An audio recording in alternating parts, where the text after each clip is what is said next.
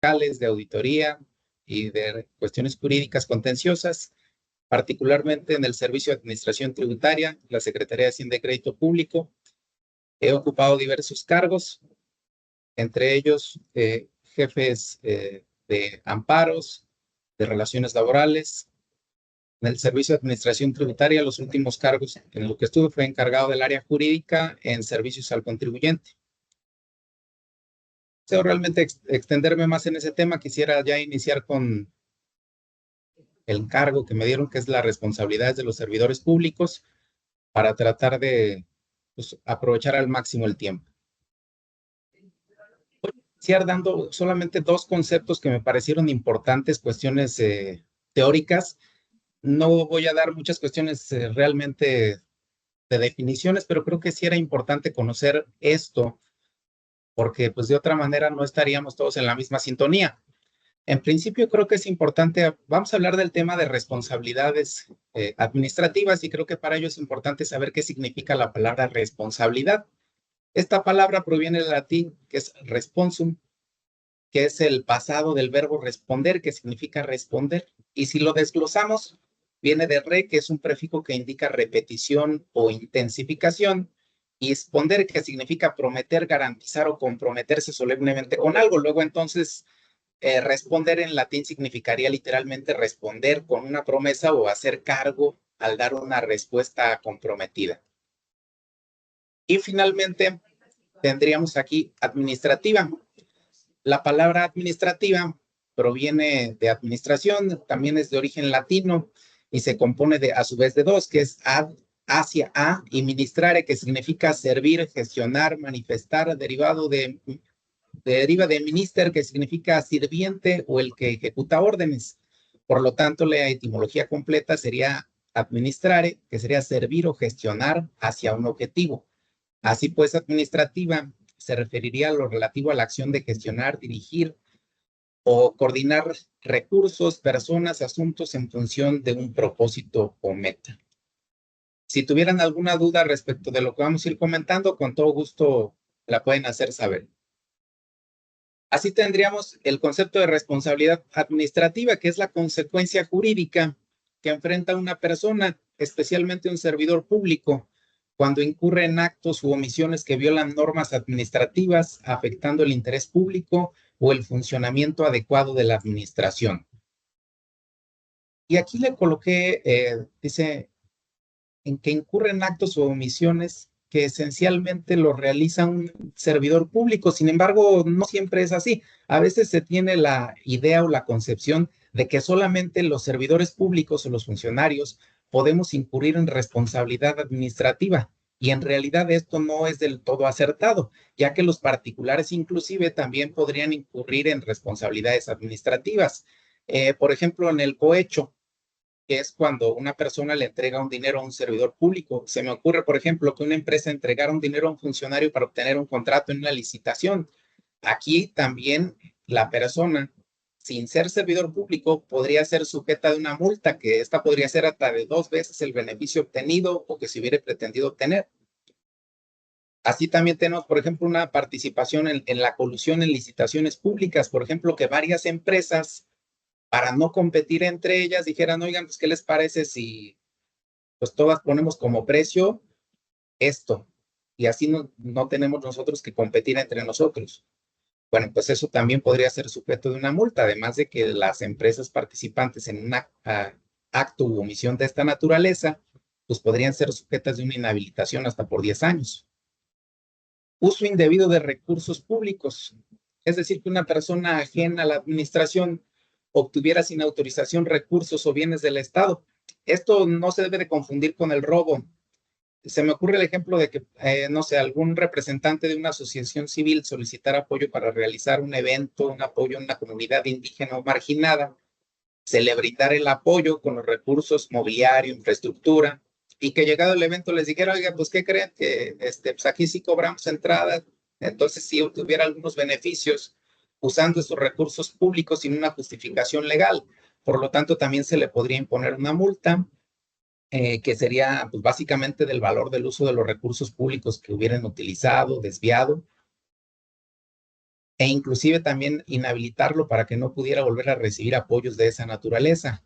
O bien una obstrucción de la justicia, por ejemplo, que, no sé, en una licitación se señalara que, por ejemplo, la investigación de mercado fue falsa o que se presentó con información diferente y que al momento de yo solicitarle como órgano interno de control o instancia revisora información a ese particular que habría solicitado o entregado la información, este se negara a entregar la información. Entonces, también ese particular podría ser sujeto de una multa. Entonces, por esa razón, aquí en la definición, cuando dice responsabilidad administrativa, que dice que es una consecuencia jurídica que enfrenta a una persona, especialmente un servidor público, no dice de forma exclusiva a un servidor público, porque también una persona común y corriente podría incurrir en esa responsabilidad administrativa.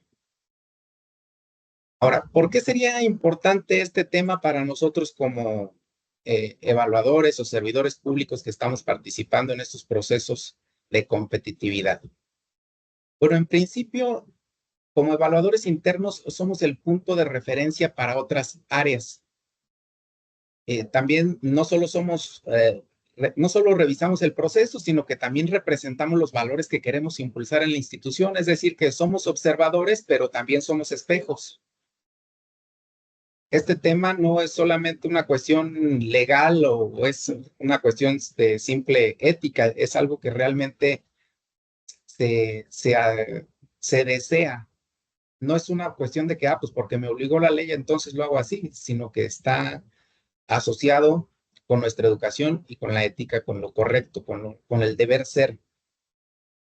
Conocer nuestras responsabilidades administrativas, pues, también no es para simplemente cuidarnos del castigo, sino que debemos de buscar con ello fortalecer la confianza ciudadana. Conocer nuestras responsabilidades nos permite evaluar con legitimidad y actuar con seguridad. O sea, la libertad es una responsabilidad que exige madurez y autodisciplina, así lo dijo este pensador Víctor Frank. Que igual también suena como que un gran poder lleva una gran responsabilidad, si lo queremos aterrizar a algo más común, que algo que nos muestran en las películas, o así lo habría dicho yo ven a Peter Parker. Entonces, debemos usar con responsabilidad todo este conocimiento, porque a final de cuentas debemos de ser conscientes que somos responsables ante el pueblo de nuestro quehacer. Es decir, que la responsabilidad administrativa no podemos tomarla como una amenaza, sino como más bien un recordatorio que estamos aquí para servir y no para servirnos. Diapositivas, pero por favor, si tienen ahí alguna duda, háganmela saber, ya sea en el chat o interrúmpanme en algún momento. Voy a señalar, sí, adelante, doctor. Gracias, licenciado David. La licenciada Mine, que forma parte del equipo de competitividad, va a estar monitoreando si alguien levanta la mano o si preguntan en el chat. Si le parece, ella lo interrumpiría un momentito para notificarle a usted. ¿Sí? Le agradecería mucho, así sería más sencillo para mí también. Muchas gracias. Bueno, voy a dar ahora solo algunos de los antecedentes de lo que serían las responsabilidades administrativas. No me voy a extender mucho porque pues realmente son demasiados, pero bueno, la responsabilidad administrativa, la revisión del quehacer de los funcionarios, de quienes ejercen alguna atribución, no es algo definitivamente novedoso y mucho menos que se hubiera inventado aquí en México. De hecho, desde la Grecia antigua ya había un nacimiento del concepto de lo que era la rendición de cuentas por parte de los servidores públicos. En Roma los cargos públicos tenían sanciones pues, muy claras respecto a quien incurría en alguna falta administrativa. Usualmente todos estos castigos eran la pena de muerte, no era una cuestión pues, por demás. Cualquier servidor público que le metía por así que la mano a la canasta, pues recibía un severo castigo. En la Edad Moderna, pues ya se dio un surgimiento de la burocracia en un tema más profesional. En el Reino Unido se dio el servicio civil moderno. En este ya se establecían ya cuestiones más concretas de quién debía de ocupar un cargo público, que se tenía que hacer una selección, que tenían que pasar un examen. En Estados Unidos, en el 83, se dio el Penal Civil Service Reform Act, espero que lo esté pronunciando bien, pero básicamente era una ley de reforma civil que impulsó un senador de apellido Penton, George H. Penton, exactamente. Pero básicamente lo que señalaba es que ponía ya más reglas de quién podía acceder a un cargo público, qué cuentas tenía que rendir, de qué manera tenía que entregar su gestión y también le daban inclusive algunos derechos de que para poder ser removido tenía que tener pues alguna cuestión de corrupción. Entonces ya le empezaron a dar una forma más concreta aquí en Estados Unidos en el 83. Por nuestra parte, aquí en México sí nos tardamos algunos años más, unos 50 años más. Y en 1930 ya se dio el reglamento de responsabilidades de los funcionarios y empleados públicos. Entonces, fuimos avanzando de a poco. Ya después en el 77 fue la Ley Federal de Responsabilidades de los Servidores Públicos con López Portillo. De hecho, fue el que lo impulsó aquí en la Ley de Responsabilidades de los Servidores Públicos. Eh, y de hecho, hay otra ley que se parece mucho en nombre y que probablemente muchos llegaron a confundir. En la abogacía muchos inclusive lo confundían. Les confieso que había varios abogados que no distinguían entre una ley y otra. Pero bueno, en la Ley Federal de Responsabilidades de los Servidores Públicos, la primera, la del 77, básicamente le aplicaba a los grandes funcionarios, o sea, a los políticos. Desde aquí ya se empezaba a hablar, por cierto, de la declaración patrimonial, echando el comercial para ahora que estamos en el mes de mayo, pues ya saben que tenemos que presentar nuestra declaración de modificación patrimonial. Como saben, pues tenemos este mes para presentarla. Regresando a la diapositiva anterior, les decía que hay dos leyes que se parecen mucho y que inclusive algunos abogados me tocó ver lo que las llegaban a confundir. Pero en realidad la primera, la del 77, como les decía, estaba más bien enfocada a diputados, senadores, a presidentes, gobernadores, básicamente a altos funcionarios y políticos. Y era el juicio político. Y ya después en la del 82, esa ya le aplicó básicamente pues a todos los demás servidores públicos, ahora sí que a los de a pie. Al resto de tropa los empezaron a aplicar, ya aquí ya entramos en la ley del 82. Luego en el 2017 ya sería ahí en el sexenio de Enrique Peña Nieto, si no mal recuerdo, estaba ahí. Se dio el Sistema Nacional Anticorrupción y se abrogan las anteriores leyes y se genera una sola que además iba a ser aplicable no solamente a la federación, sino también estados y municipios la empezaron así a aplicar e inclusive otros entes públicos que administraran recursos o dinero público tenían también que someterse a las disposiciones de la Ley General de Responsabilidades Administrativas. De igual manera, vemos una evolución en los órganos o titulares de revisores o quienes aplican esta Ley de Responsabilidades Administrativas, ya que en el 83 pues, se creó la SECOGEF, que era la Secretaría de Gestión Federal, luego estuvo la SECODAM, la Secretaría de Contraloría y Desarrollo Administrativo. En el 2003 fue la Secretaría de la Función Pública y bueno, tal vez algunos no lo sepan, pero ya también cambió. Actualmente ya no es la Secretaría de la Función Pública, actualmente es la Secretaría Anticorrupción y Buen Gobierno, que se empezó a aplicar ahora con esta nueva administración a partir de Claudia Sheinbaum, se llama actualmente Secretaría Anticorrupción y Buen Gobierno. Bueno, ¿qué regula esta Ley General de Responsabilidades Administrativas? Pues básicamente establece los principios y obligaciones para la actuación de los servidores públicos, los procedimientos de investigación y sanción, también define las faltas administrativas, las que se consideran graves y no graves, determina mecanismos para la prevención, corrección e investigación y crea bases para la participación de autoridades federales y locales y como les decía, pues también de algunos otros organismos que, que manejen recursos públicos o que quieran apegarse a ella también inclusive, pues ahí establece esas bases para que puedan participar de manera conjunta. Esta ley establece algunos principios y directrices que señala deben de regir pues toda la actuación de los servidores públicos. Yo aquí los listé y agregué algunas palabras que los describen de forma muy breve o sucinta. Dice que deben de haber disciplina para todos los servidores públicos. Tenemos que ser disciplinados, es decir, que llevemos con orden, constancia y cumplimiento las normas. Que actuemos conforme a legalidad, es decir, respetando la ley conforme al marco jurídico. Objetividad, que actuemos con imparcialidad, sin favoritismos y ni prejuicios. Profesionalismo, preparación, competencia, desempeño técnico, con honradez, es decir, seamos honestos, conducta limpia y sin corrupción.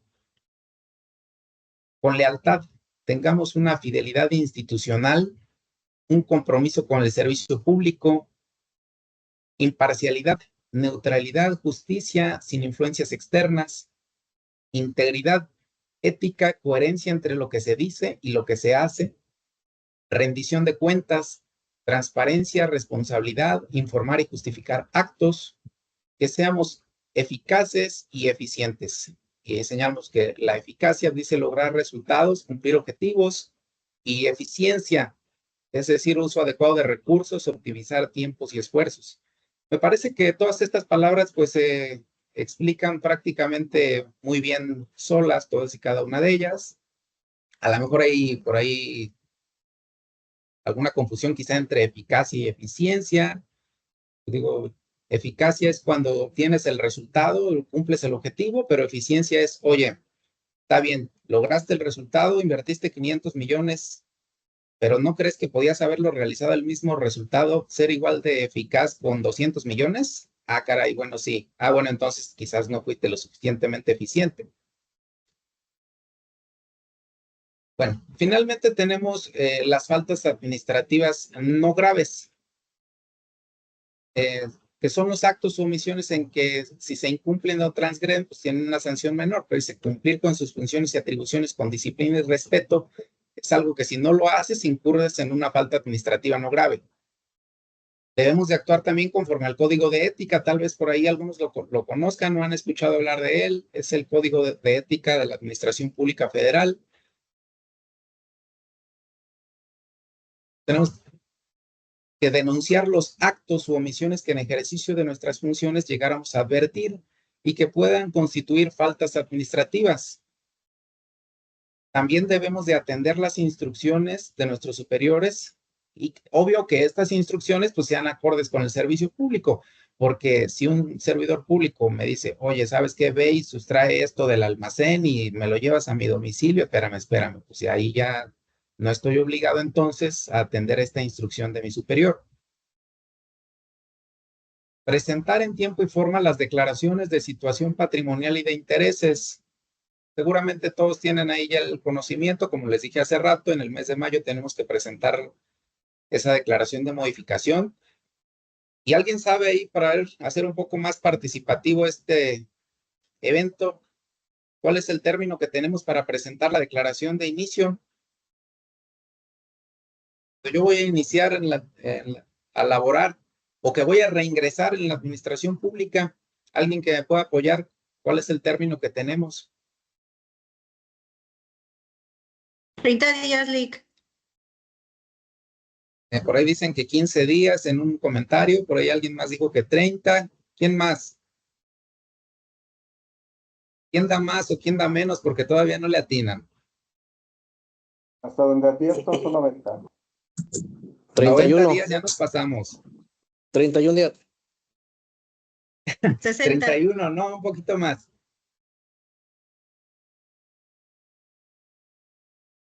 ¿No? Bueno, son 60 días los que se disponen para... 60 días. ¿Perdón? 60 días. Efectivamente, son 60 días los que se disponen para realizar esta declaración. De igual manera, se dispone de 60 días para realizar la declaración de conclusión. Entonces, ojo por ahí, cuando iniciamos o cuando reingresamos a la administración pública, tenemos ese plazo de 60 días. Tenemos también, dentro de las faltas administrativas no graves, el registrar, integrar, custodiar y cuidar la documentación e información bajo su responsabilidad e impedir o evitar su uso, divulgación, sustracción, destrucción, ocultamiento o inutilización indebidos. También, como servidores públicos, tenemos la responsabilidad de supervisar que, a su vez, nuestros subordinados pues cumplan o se sujeten a las disposiciones que señala este artículo, del artículo 49. Asimismo, debemos de rendir cuentas sobre el ejercicio de nuestras funciones, colaborar en procedimientos judiciales y administrativos de los que seamos parte, cerciorarnos antes de la celebración de contratos, esto para quien participa o interviene dentro de las licitaciones, que no se encuentran en un caso de conflicto de interés. Para ello, claro, también deben de manifestarlo, no solamente decir, pues yo sí lo hice. Bueno, como efectivamente señaló la doctora previamente, dicen que, ¿cómo decía su frase, doctora? Que la fe, que somos de fe, pero tenemos que tener evidencias. Sí, en Dios confiamos, lo demás es evidencia.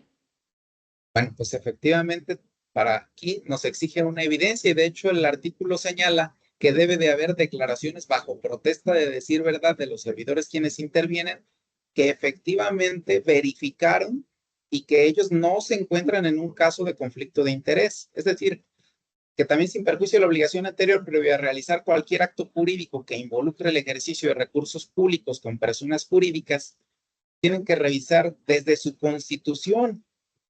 ¿Por qué desde su constitución? ¿Por qué? Porque a lo mejor como dicen, oye, pues es que yo no me di cuenta, porque ahí decía nada más el Patito Feo SADCB, era la que estaba haciendo la licitación. Pues sí, pero también debes de saber que las personas morales se constituyen y que se constituyen a través de personas físicas u otras personas morales en pro de un objetivo común y que por lo tanto debiste de haber verificado que el Patito Feo SADCB tenía como socios a tu hermano, a tu primo, a tu papá.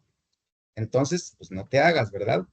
Entonces, por esas razones que dice en la siguiente fracción, que también están obligados estos servidores públicos a revisar su constitución, sus modificaciones, verificar sus socios, su consejo de administración, sus accionistas, que efectivamente, pues podría ser que sí existan parientes que estén ahí directamente interesados o involucrados con el servidor público que está interviniendo en esta licitación.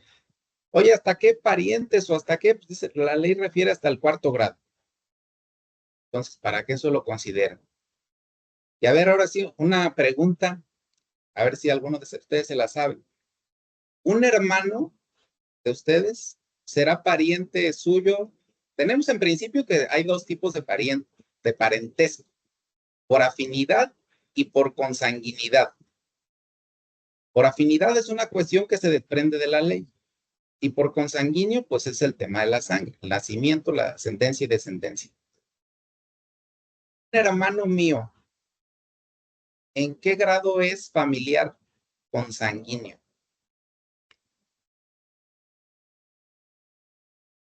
¿Alguien que por ahí nos diga, que tenga alguna idea? ¿Segundo?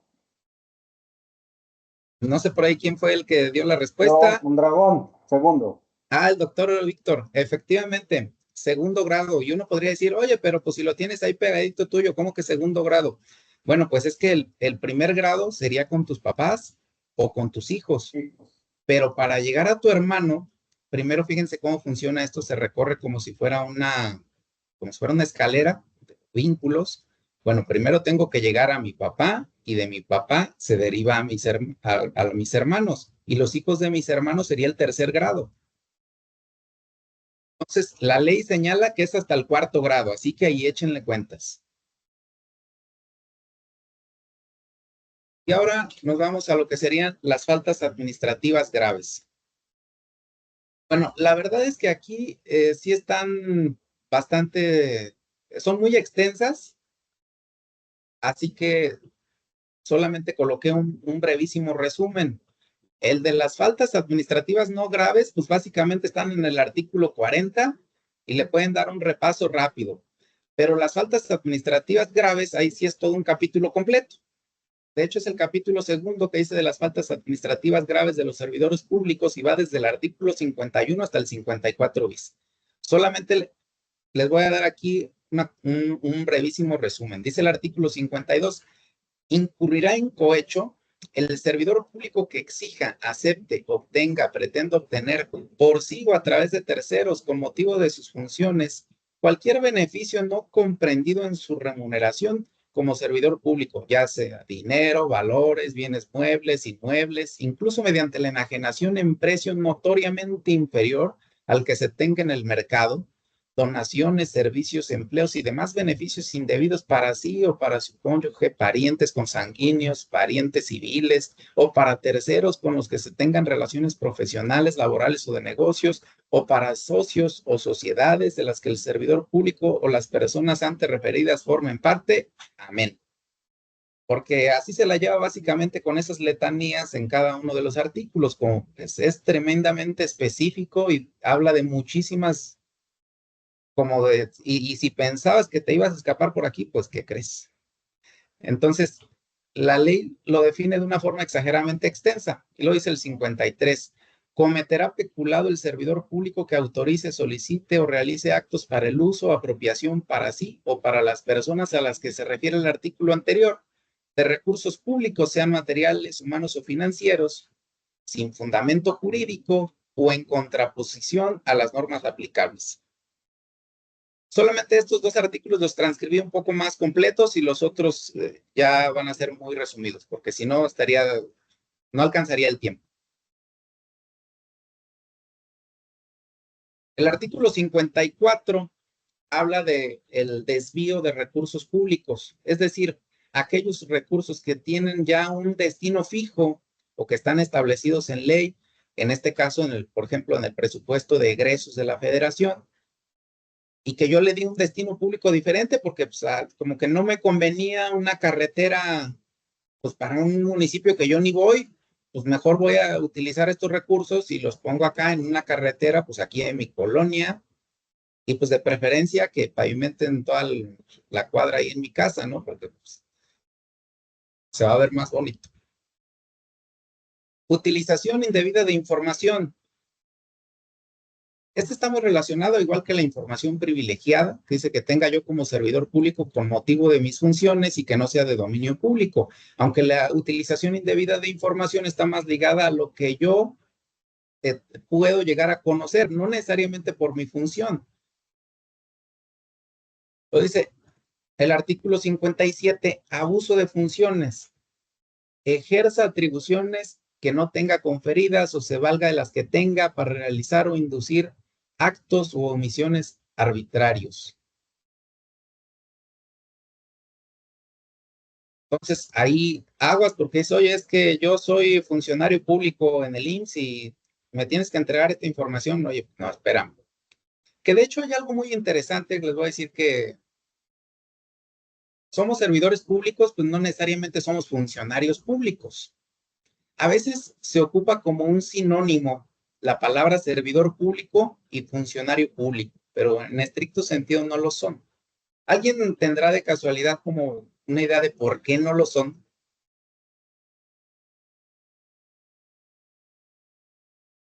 ¿No? Si van a Bueno, participar, les solicito que levanten la mano, por favor.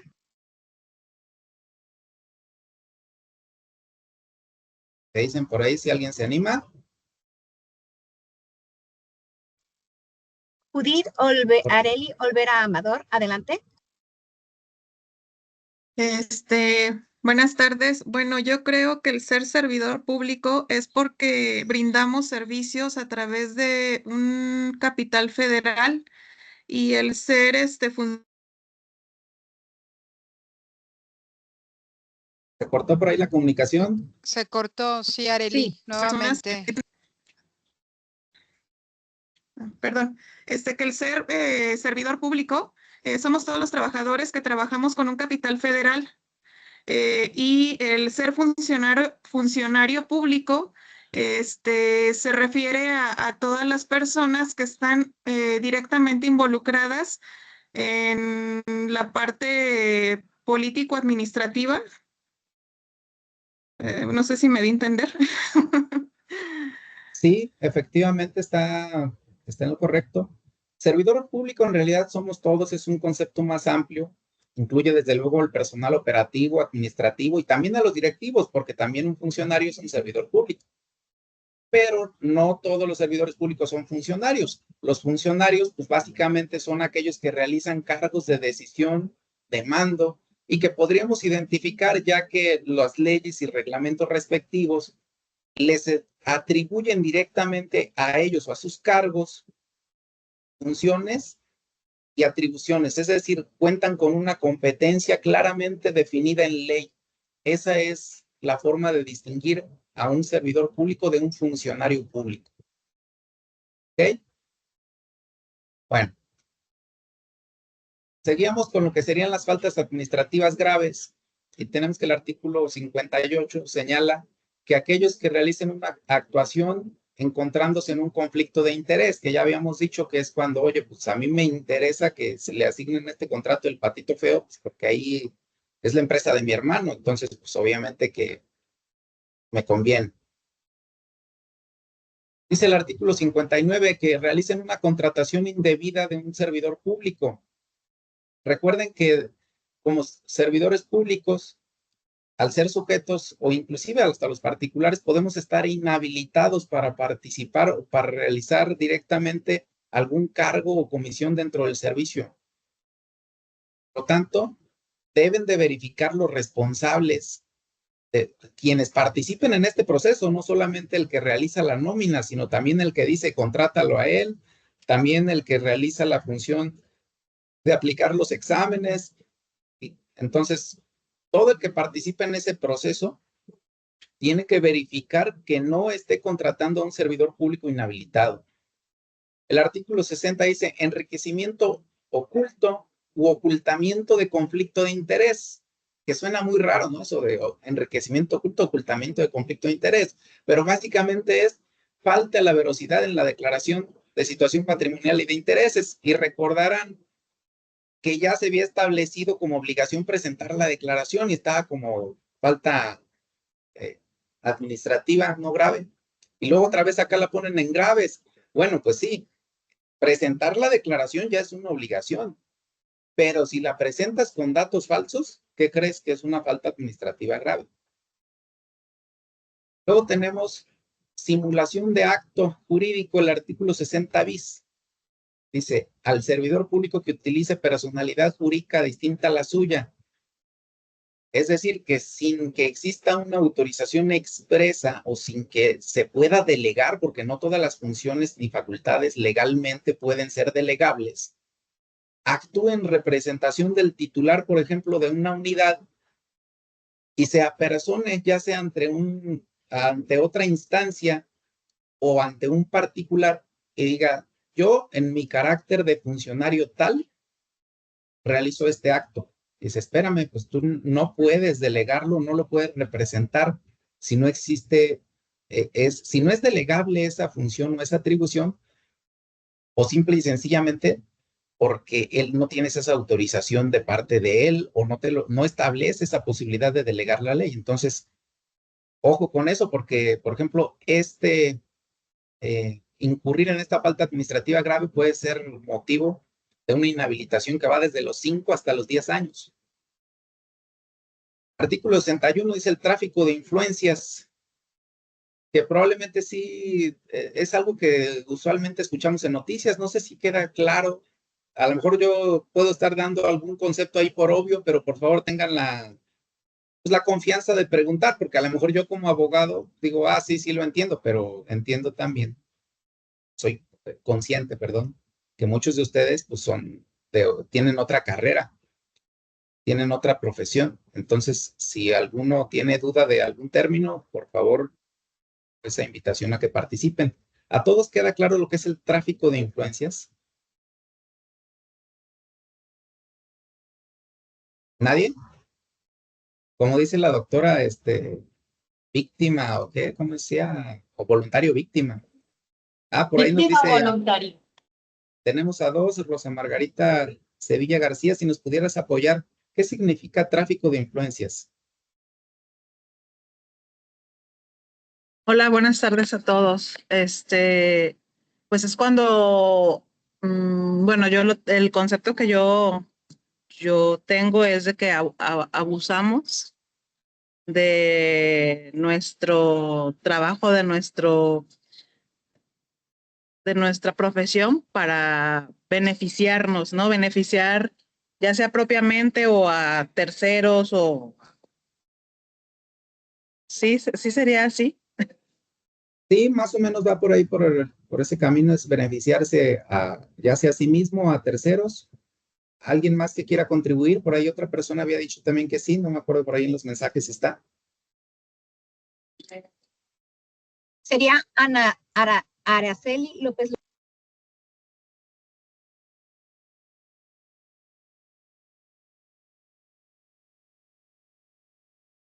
Ana Araceli López Luna. ¿Tienes micrófono o gustas participar desde el chat?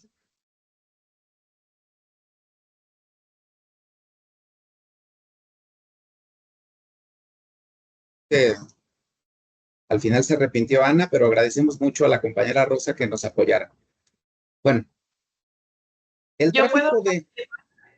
¿Sí? ¿Perdón? Soy Daniela, buenas tardes. También nada más voy aportando a lo que dijo la compañera, es también, es inducir también a otro funcionario a dar una resolución también a favor, ya sea de un familiar o de otro, es contribuir nada más a lo que dijo ella. Así es, efectivamente, como señala ahí Daniela, y también como ya nos apoyó ahí en el chat Ana, es aprovechar nuestro puesto de oposición para influir, ya sea directa o indirectamente, en otro servidor público que realiza una función para que resuelva o se abstenga de resolver algo en favor o en contra de otra persona. Tenemos también artículo 62, dice encubrimiento del servidor público. Es decir, darse cuenta de que algún compañero o servidor público está realizando una conducta indebida y nosotros no dar parte a la autoridad administrativa que se encargaría de sancionarle. Entonces, también esto es una falta administrativa grave.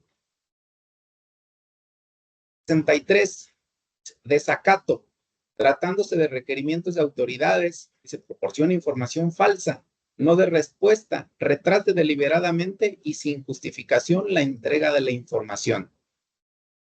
Pues que me preguntó el juzgado a ver si ya le habían entregado aquí, no sé, sus prestaciones de seguridad social a esta persona, o si ya se había aplicado este descuento al salario de esta persona, o si me pregunta inclusive si está asociado con algún patrón, pero oye, no, pues es que yo no quiero decir porque pues es que es mi cuñado, ¿cómo crees que voy a andar diciéndole ahí qué tal que le apliquen otra pensión? Ya es suficiente es con los hijos que tiene que mantener de mi hermana como para que todavía le salgan más hijos, imagínate, pues no. Entonces, a lo mejor ahí retrasa o deliberadamente entrega información falsa.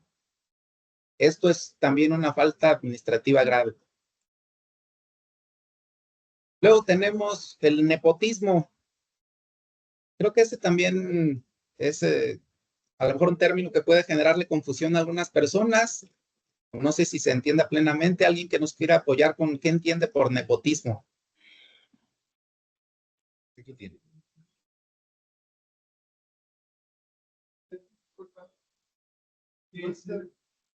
Si se suele usar la llave de completo para que los médicos puedan hacer sus Voluntarios o víctimas. No sé si por ahí ya alguien estaba participando, no, solo que el micrófono no se escuchaba muy bien. No sé si el compañero Neftalí, creo que por ahí era el que quería participar o activó su micrófono o video.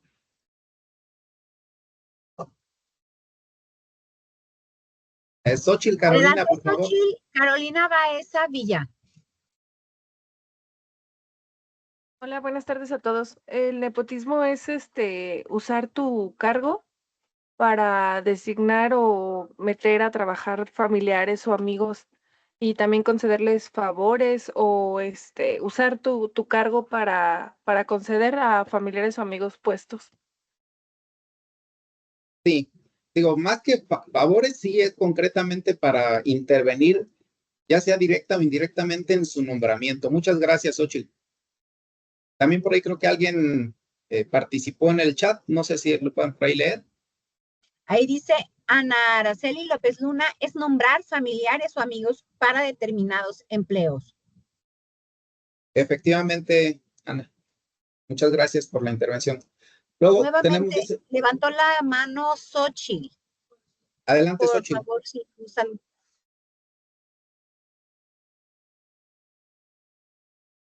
Creo que se había quedado nada más ahí la manita levantada.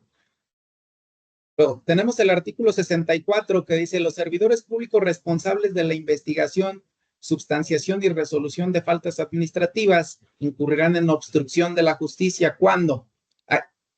Es decir, ¿a quién está enfocado o dirigido este artículo? Siempre va a haber una persona que esté atrás revisando. Dice, porque dice, ¿a quién le aplica verdaderamente la ley de responsabilidades? Dice, solamente es a los operativos y luego quién revisa al que revisa los operativos y quién revisa al que revisa estos. Dice, bueno, y a final de cuentas, luego quién va a revisar a la propia Secretaría de la Función Pública, hoy Secretaría de la Anticorrupción y Buen Gobierno. ¿Y quién revisa que ellos hagan bien su chamba?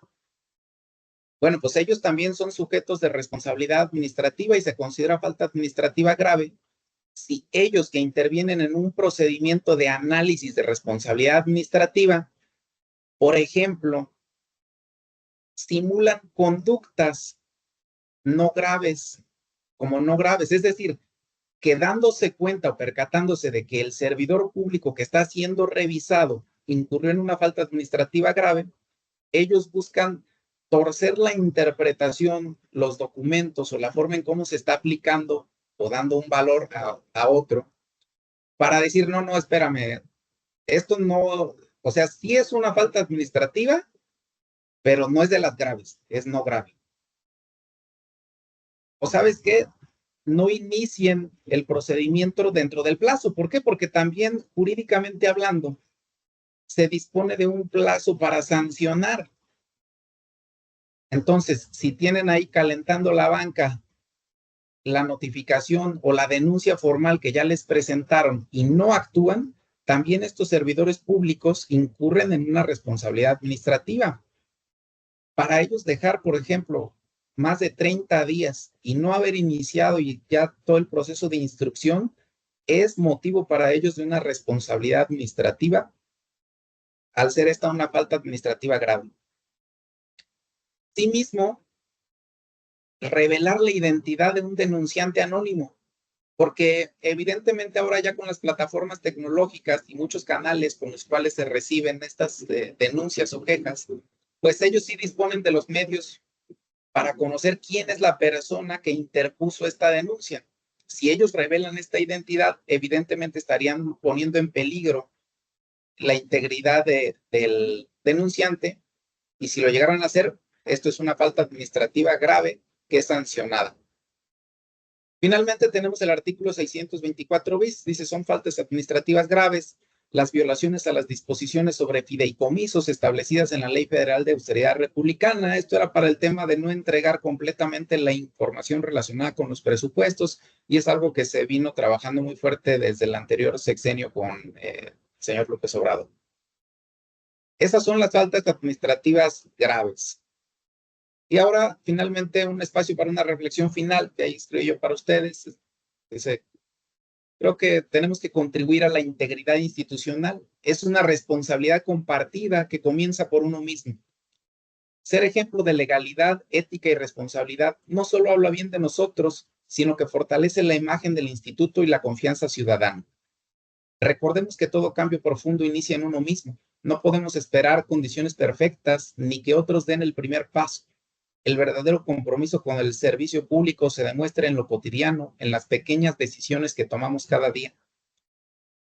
A quienes participan como evaluadores internos, pues nuestro rol no se limita a detectar errores o señalar desviaciones. Debemos ser los primeros en actuar con integridad, en decir la verdad con objetividad y en asignar nuestros juicios con rigor técnico y honestidad profesional. Este proceso de certificación no es una simulación ni un trámite más, es una oportunidad real de mejorar al instituto desde dentro. No para presumir una placa en la pared, sino para lograr que cada área del instituto funcione mejor y sirva verdaderamente a la sociedad.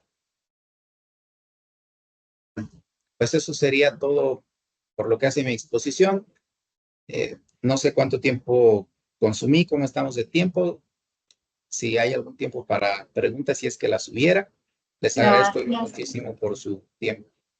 Ay, qué bonito. ¿Pueden volver a poner la diapositiva anterior, licenciado David? Ahí está. Muchas gracias.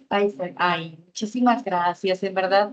Mire, hasta le están poniendo corazones los compañeros. Ay, compañeras. Tenemos la participación de Juan Carlos García, me parece. Sí, gracias. Adelante. Gracias, miren. Adelante, Juan Carlos. Tal vez quisieron poner aplausos.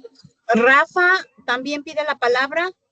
No sé si se estén confundiendo entre las reacciones y la participación, pero le cedemos la palabra a Rafa. La palabra. Muy bien, sí, pedí la palabra, gracias.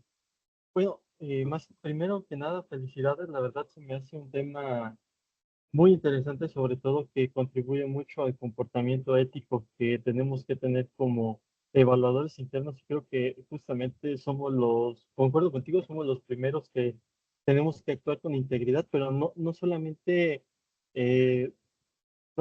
conocerla, sino demostrarla, radical con el ejemplo. Pero creo que también otro punto muy importante tiene que ver que un comportamiento ético va también pegado a la normativa y a las leyes.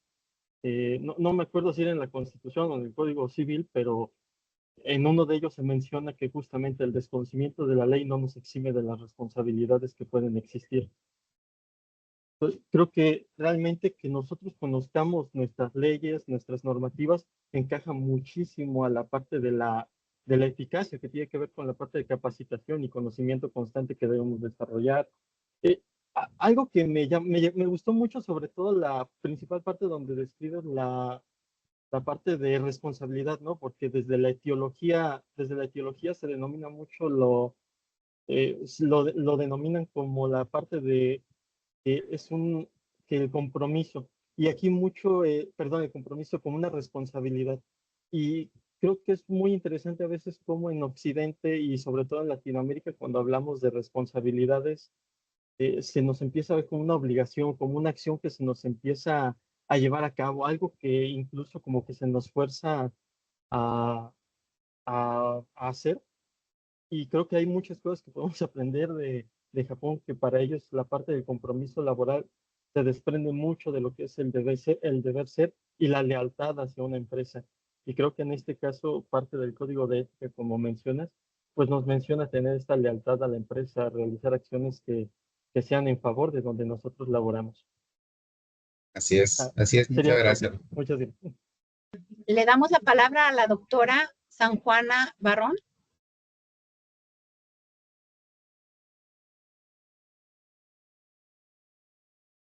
Doctora San Juana Barrón.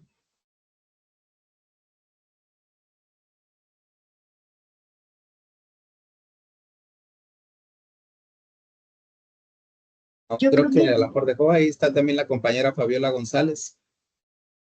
Sí, no, nada más yo, licenciado, si ahí comentan en el chat que si nos pudieran compartir la presentación, por favor. Claro que sí. Sí, hola. Sí, Se las apunto. Gracias. Adelante, de la cuenta de la doctora San Juana Barrón. Sí, pero me mencionaron Juan Carlos García. Hola, ¿qué tal? Adelante. Hola, ¿qué tal?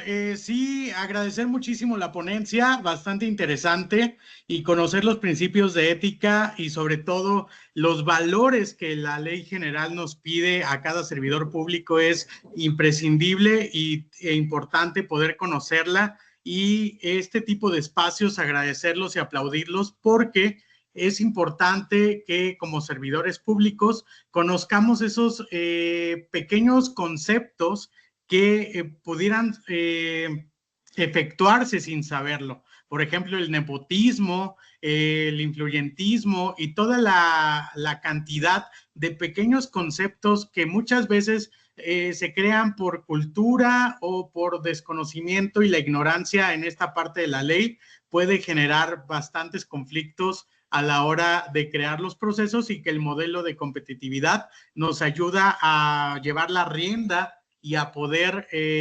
establecer nuevos criterios para que todo sea sano y todo pueda llevarse en concordancia y con bastante ética y moral en los procesos públicos. Gracias.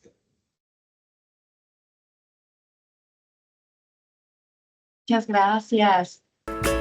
Y recuerda, todas y todos somos comunidad competitiva.